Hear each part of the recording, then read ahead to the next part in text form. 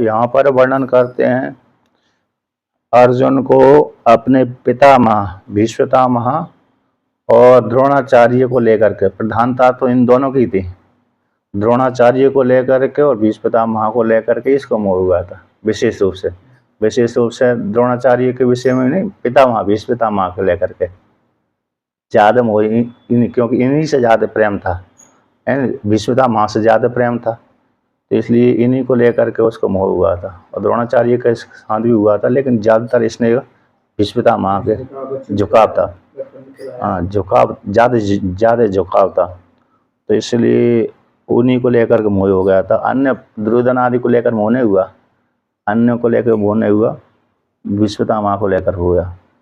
तो इस प्रकार से वहां पर तो उसने कहा कि इनको लेकर मोह होगा, तो मोह होकर के फिर दूसरा और भी है कि भाई बंधु को मारेंगे तो फिर हमको पाप लगेगा।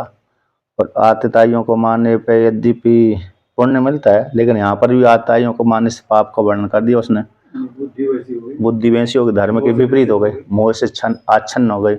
और अपने परिवार वाले पुत्र पितामह आदि और पौत्र आदि और सारे संबंधी थे, ऐसा नहीं कि भिन्न भिन्न हो, शत्रु हो ज्यादा, सारे भाई बंधु दिख रहे थे आपस में, तो उनको मारने से अरे कष्ट होता है, पाप लगता है। और एक जगह शास्त्र में वर्णन भी आता है, अपने परिवार वालों को मारने से पाप लगता है, भाई को मारने से, भाई है भाई बंधु को मारने से दोष लगता है, इसलिए भाई बंधुओं को नहीं मारना चाहिए, ऐसा आता है। तो उसी प्रकार से यहाँ पर उसको ऐसा मोह हो गया था। अब मोह और लेकर के यहाँ पर दोष गिनाता है कि इस हेतु से भी नहीं मारना चाहिए।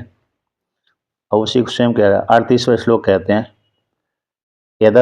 यद्यपेते न पश्यन्ति लोभोपहत चेतसः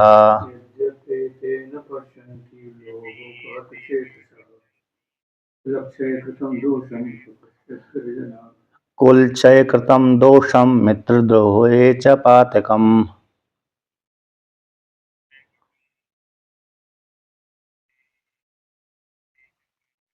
तो यहाँ पर कहते हैं यद्यपि एते न पश्यन्ति, लोभ उपहत चेतसा, लोभ से युक्त हो गया है चित्त जिनका, बहुरी समास है यहाँ पर। तो बहुरी समास में क्या हो जाता है, अन्न पद प्रदान हो जाते हैं। धनो अस्य श्री धनी, धन को लेकर के धनी व्यक्ति का ज्ञान हो जाता है। धनी व्यक्ति तो नहीं है, लेकिन धन को, वस्तु को देख करके व्यक्ति विशेष को ज्ञान हो जाता है। जैसे किसी स्त्री के मांग में सिंदूर भरा हुआ है, तो सिंदूर को देख करके ज्ञान हो गया ये विवाहिता है, और नहीं है तो मतलब मांग नहीं है तो हो सकता है नहीं भी हो, संशय बना है। तो उसी प्रकार से कहते हैं यद्यपि लोभ उपहत चेतसा, लोभ से युक्त है चित्त जिनका, एते दुर्योधन आदि, यद्यपि ये पापात्मा है। कौन है पापात्मा थे? आतताई थे, आतताई का वर्णन कर दिया था। तो यद्यपि ये आतताई लोभ से उपहत चित्त वाले हैं, ये नहीं देख पाते, न पश्यन्ति, दृश्य प्रेक्षण धातु है, नहीं देख पाते। और क्योंकि बहुवचन है, उपहत चेतसा भी बहुवचन है, तो इस प्रकार से पश्यन्ति उसका कर्ता हो, पश्यन्ति का कर्ता एते हो गए।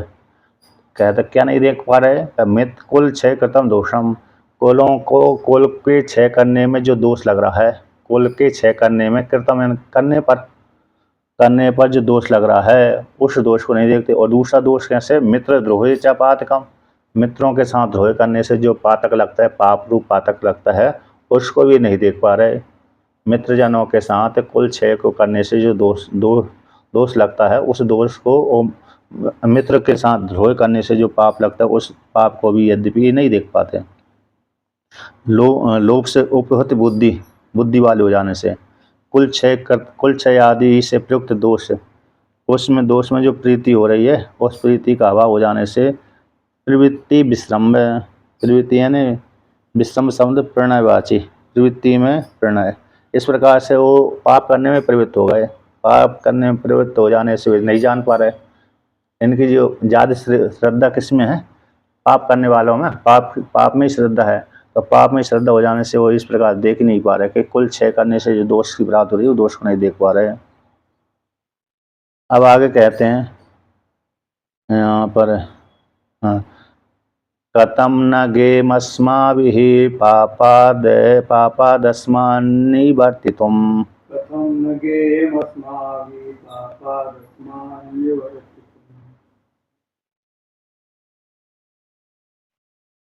कुलक्षय कृतं दोषं प्रपश्यद्भिर्जनार्दन।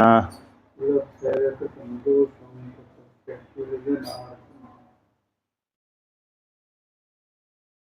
तो यहाँ पर कहते हैं कथम न गेयम अस्माभिः पापाद अस्मात् निवर्तितुम। खत्म किस प्रकार से नहीं जानना चाहिए। कौन? अस्मभ्यम, यानी हम लोग क्यों ना जाने। अस्माभि हम लोगों के द्वारा किस प्रकार से नहीं जानना चाहिए, अतः हम लोगों को जान लेना चाहिए। पापाद अस्मात् निवर्तितुम, इस पाप से, अस्मात् पापात निवर्तितुम कहते हैं इस पाप से निवृत्त करने के लिए हमको क्यों नहीं विचार करना चाहिए। अस्माभिर हम, क्योंकि हम ज्ञानी हैं। कैसे हैं? ज्ञानी तो तभी तो जान रहे हैं। यदि उसको ज्ञान ना होता, अर्जुन को मोह से युक्त होकर के ज्ञान ना होता तो फिर ऐसी बात भी नहीं करता। सीधा सीधा अगर हाँ हमारे शत्रु हैं तो सामने मान है। यहाँ पर स्पष्ट इसी भाव निकलता है कि हम तो ज्ञानी हैं। ज्ञानी होने के कारण हमको इस पाप से निवृत्त हो जाना चाहिए। जैसे ज्ञानी व्यक्ति पाप से निवृत्त हो ही जाता है, साथ का जब विचार करता है कि नहीं करता है।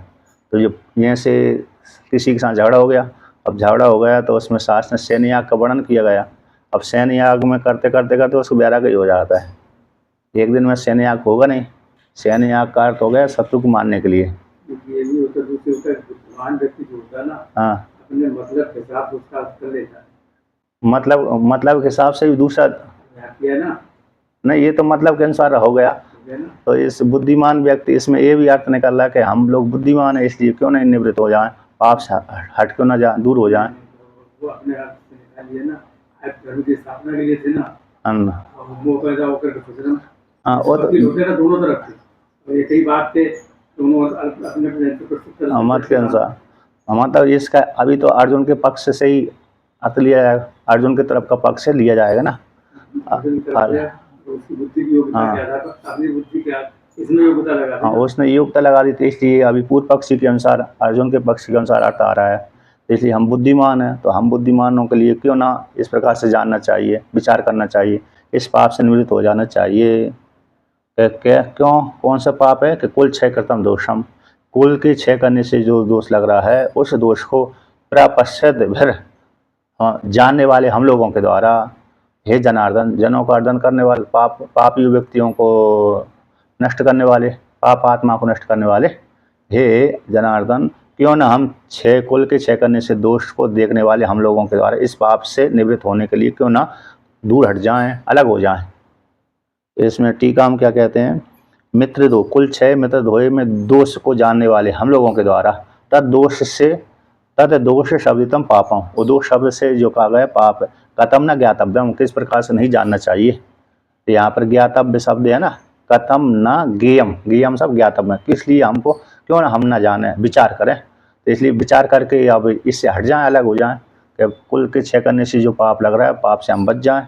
ये न ज्ञान होने, कहते हैं यहाँ पर टीका में वर्णन किया, तद अज्ञाने तद परिहार असंभव, यदि उसका ज्ञान होगा ही नहीं तो परिहार भी नहीं कर सकते। कुल छः के करने से दोष होता है, उसको यदि ज्ञान नहीं है तो परिहार हम नहीं कर सकते। यदि कुल क्षय के करने से दोष लगता है वो हम जानते हैं तो उसको परिहार भी हम कर सकते हैं, अब ज्ञान है ही नहीं तो उसका परिहार भी नहीं कर सकते। अतः इसी हेतु से अस्मात् पापा निवर्तितुम निवृत्त्यर्थम तज ज्ञानम अपेक्षितम, इसलिए उस पाप से निवृत्त करने के लिए ज्ञान की अपेक्षा होती है। तो पाप परिहारार्थम हरार्थिनाम अस्माकम न युक्त युद्धे प्रवर्तित, टीकाकार कहते हैं पाप को परिहार करने के लिए हम लोगों को युद्ध में प्रवृत्त नहीं होना चाहिए। और युद्ध में प्रवृत्त हो गया व्यक्ति तो फिर रे पाप जरूर लगेगा, इस प्रकार से अर्जुन ने कहा। अब उसी को अब गिना रहा है कि 40वें श्लोक के द्वारा, तो इस प्रकार से ये दोष आएंगे यदि हम पाप में प्रवृत्त हो गए, यदि हमने हमारे परिवार वालों को कुलों को क्षय कर दिया तो हमको ये दोष की प्राप्ति हो जाएगी और ये दोष आएंगे भविष्य में। तो कहते हैं 40वां श्लोक, कुलक्षये प्रणश्यन्ति कुलधर्मः सनातनः,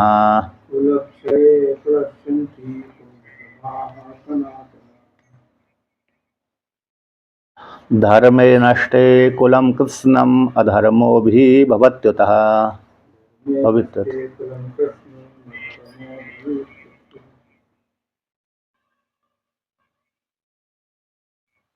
तो यहाँ पर वर्णन करते हैं कुल क्षय कृतम दोषम, कुलक क्षय है ना, कुलक क्षय, वो क्षय ही आता है, छकार को छकार है ना, तो कुलक क्षय धर्मक क्षेत्र है, कभी धर्म क्षेत्र ही आता है। तो कुल क्षय प्रणश्यंती, कुल के क्षेत्र करने पर, कुल के क्षय, तो कुलक क्षय, और तो कुलक क्षय के करने पर, कुल के क्षय हो जाने पर, कुल क्षय, तो कुल के क्षय करने पर प्रणश्यति, कौन सा प्रणश नाश हो जाता है, प्रणश्यति नश धातु, नष्ट अर्थ में, नशना से, नशना से अर्थ में, तो रणश्यति प्रणश्यंती, तो प्रणश्यंती नष्ट हो जाते हैं, हो जाएंगे, कौन हो जाएंगे, कुल सनातन कुल धर्म, जो सनातन कुल धर्म है वो नष्ट हो जाएंगे। कुल के क्षय हो जाने पर जो परंपरा चली आ रही थी पिता पितामह आदि से ये कार्य करने, जैसे रामनवमी की पूजा परंपरा से चली आ रही है ना, लेकिन बीच में परिवार वाले मर गए, आगे संतान पैदा नहीं हुई, हाँ, तो नई परंपरा वो चलेगी नहीं, रामनवमी पूजा बंद हो गई, अष्टमी कोई अष्टमी मनाता था, अब पहले के करते आ रहे थे उनके पिता पितामह, लेकिन जो अब वर्ण है, हाँ, मतलब ये हो गए राम पूजा की, अब विशेष रूप से तर्पण आ गए, अब श्राद्ध पक्ष चल रहा है, अभी विशेष रूप से श्राद्ध पक्ष चल, अब श्राद्ध पक्ष चल रहा है, तो अब जिसने कुल क्षय हो गया, कुल का क्षय होने पर फिर जो परंपरा चल रही थी श्राद्ध करना चाहिए, हर पितृपक्ष में अपने पितरों के निमित्त से पिंडदान आदि करना चाहिए, जलदान देना चाहिए, पिंडदान करना चाहिए, और विशेष रूप से जिस तिथि को उसका पिता पितामह पितामह ये मरे हैं उस तिथि को ब्राह्मण को भोजन कराना चाहिए, ये नियम है। कहते हैं 3 तो अनिवार्य है, जिस तिथि को मरा है, चाहे श्रावण में मरा हो, चाहे भाद्रपद में हो, चाहे 12 मासों के किसी महीने में, चैत्र वैशाख ज्येष्ठ आषाढ़, लेकिन जिस तिथि को मरा है उसी तिथि को उस है, हाँ,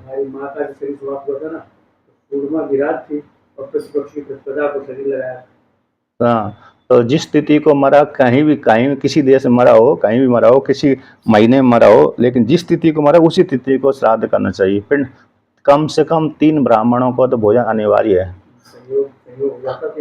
हाँ, अच्छा, दूसरी बात ये है, अरे वहाँ पर आया, पुराण में आया,